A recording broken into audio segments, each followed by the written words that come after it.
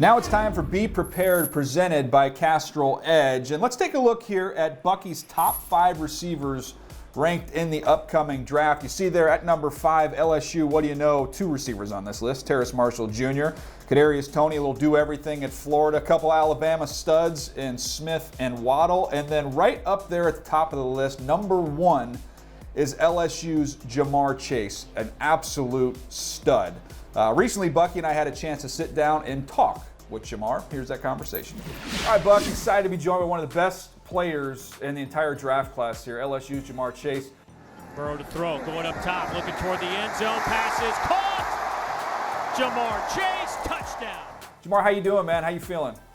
Hey, how y'all doing? I'm doing good. Yeah, I'm feeling great. I want to start first question, just going back to the decision. Look, it was obviously a very difficult time for everybody to kind of take in all the information, to do what was best for you going forward. What was it ultimately that made the decision to opt out of 2020 and start getting ready for the draft? Everything was so overwhelming at the time. It was a tough decision on me and my partner and my family. So, I wanted to do what's best for me and my family, but I didn't really like the rules that they had going on. So I talked to my dad and we had a sit-down conversation. He guided me through it. Jamar, in thinking about taking that time away from your team, what have you been working on individually to continue to develop your game? I've been working on a lot of my weaknesses, trying to stay low to the ground, keeping my body under control, catching on the sides that I know I might have weaknesses on, the small things that I notice about myself. Jamar, we're trying to figure out who you reminded me of when I was watching you. I wrote down on my paper, you kind of look like a faster version of Anquan Bolden. Is there anybody that you patterned your game after that you studied? I used to be a big Dez Bryant fan back then. I used to study him a lot. Now he's going to go downfield here, adjusting and making the catch is Dez Bryant for the touchdown. Downfield for Chase, who's got it? Touchdown, LSU! But, now I try to take as many pieces as I can and make them all in one. Jamar, in thinking about all of the successful receivers that have come out of LSU, Odell Beckham Jr., Jarvis Landry, even your former teammate Justin Jefferson, was it about LSU that enables you guys to produce top-end playmakers at the position?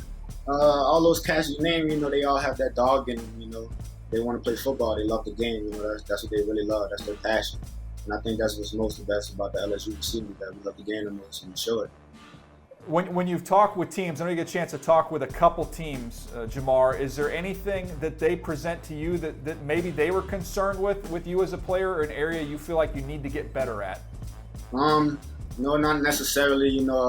They told me a few things that I should work on, but it wasn't the things that I already noticed about myself. So, it's just more work that I noticed on my part and their part to help me out. In thinking about the success that your teammate Justin Jefferson was able to have right away as a rookie. Cousins taking a deep shot. Jefferson's got separation, and he's got the catch inside the 40. Jefferson still going. See you later.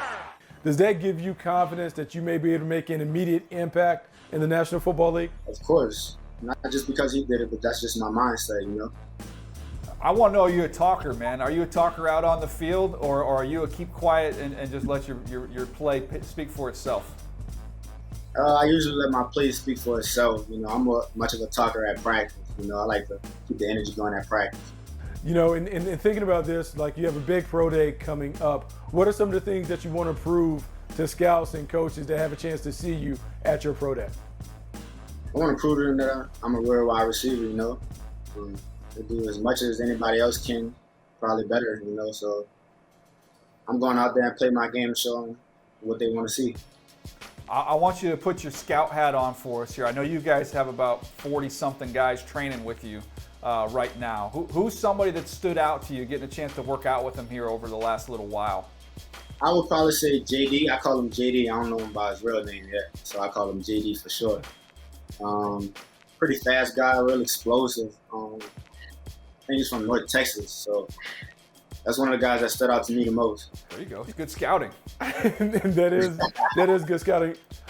Other good scouting is recognizing this. So I asked you a little bit about LSU and the receivers that have come out of there, but your rival Alabama has also produced a ton of receivers. So Who has the best receivers in the SEC? Is it Alabama? Is it LSU? You tell me.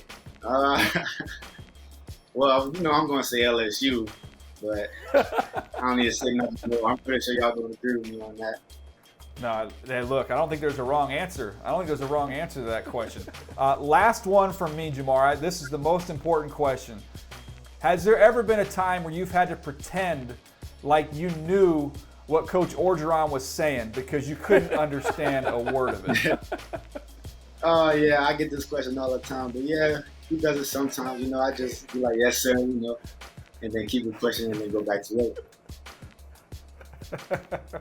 That's awesome, man. Hey, look, man, it doesn't get much better than you, man. We enjoyed watching you. We cannot wait to see you at your pro day. We'll cover it here on the network and then just watch you tear up the league as we know you will. Thanks for your time, bud. We appreciate it. Thank you. I can't wait to be back. Thank you. Great to catch up with Jamar Chase there. He's just an absolute stud. As we look at some other studs here, receivers selected in the top 3 over the last 20 drafts. You look at this list here. Calvin Johnson, Larry Fitzgerald, Andre Johnson, 3 Hall of Famers when it's all said and done once their time comes. Just phenomenal talents. And as we look at this year's draft, Buck, both of us in the top 3 have Jamar Chase going at number 3 to the Miami Dolphins. This is a unique talent, Buck. You can tell by talking to him there. No nonsense, and I think that's kind of the way he plays on the field as well. Yeah, he is a no-nonsense player. And I think it's interesting when we look at the guys that have had success in that top 3, they've been guys that were kind of freaks of nature in terms of height, weight, speeds, and production. And when I look at Jamar Chase, he's a freakish, productive playmaker. When you look at the way that he played in 2019, his ability to win the 50-50 balls, his ability to really dominate on the outside, and to think that he was the number 1 on an offense with Justin Jefferson playing as the number 2. When you look at what Justin Jefferson has been able to do in the league, man, your expectations for what Jamar Chase will do certainly are high and worthy of him being considered as a top 3 talent. Yeah, I think sometimes we have different types of receivers, right? You have guys that are separators and, you know, those route runners. Then you have the guys that are more physical and can win contested catches. I think what makes him pretty unique is he does both. And while he's not 6'4", he's not 225 pounds, he plays big. And he is tough to get on the ground after the catch because of that strength to break tackles, and he can make you miss as well. Just overall, a complete wide receiver. And at the end of the day, I think if you want to go shopping for receivers, Buck, LSU, Alabama, pretty good places to hold up shop there. Yeah, I think those places are outstanding because they produce them. We've seen those guys come from those institutions and have success. So I don't think you can go wrong with an LSU or an Alabama wide receiver.